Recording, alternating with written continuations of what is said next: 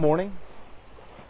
Andrew with 1-833-FL Agent, your Florida real estate and insurance agent. And I'm live Emerald Princess, Gulf of Mexico, where this week we're unpacking the Florida property insurance market. And today I want to tell you about a few things that you can do, a few changes that you can make to your policies to try to alleviate some of those rising costs that you're seeing at your premium. So let's get started. Your dwelling coverage.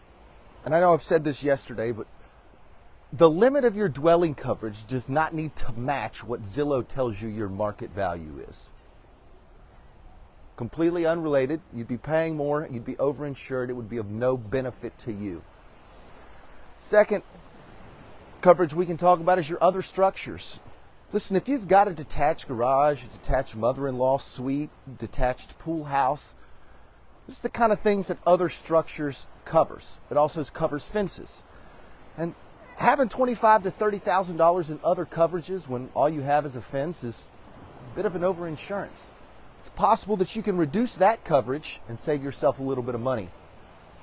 Another coverage, personal property.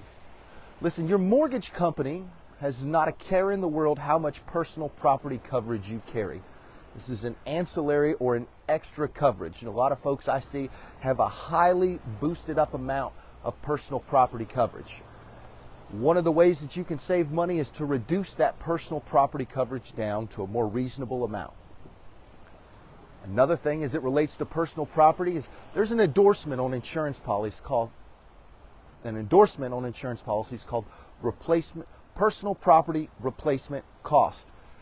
This endorsement is often worth several $100s, as much as $400 or $500 on some policies. Removing this personal property replacement cost coverage can save you that much money. One of the other things that you can do in your homeowner's insurance to try to reduce some of those costs is increase those deductibles. I see some people who are upset at their premium and they've got a $1,000 deductible. The days of $1,000 deductibles have kind of faded away. Same thing with your hurricane deductible. 2%. It's possible that maybe 3% would save you a little bit more money. One of the other things that you can do, you can switch policy forms. Go from an HO3 to a DP1 or an HO8. And finally, you can increase your wind mitigation discounts. There's a couple ways that you can do this. You can qualify for the opening protection discount by getting retrofitted for hurricane shutters. There's another one. Hurricane clips we've all heard of, been around for a while. The code used to be that a hurricane clip had to have 2 nails in it. And then they moved it to 3 nails. So there are thousands of properties across this county who have hurricane clips but aren't getting the discount because they only have 2 nails entered into them. You'll find this information. They only have 2 nails in them.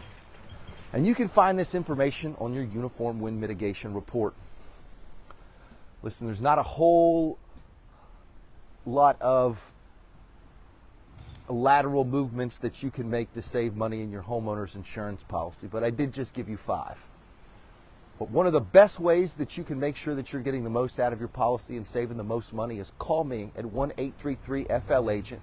The guys at Brightway Insurance and myself will do a comprehensive analysis, find out where you're overpaying, find out where you're overinsured, and find out what things that we can do and reshop your policy to try to put a little bit more money back in your pocket.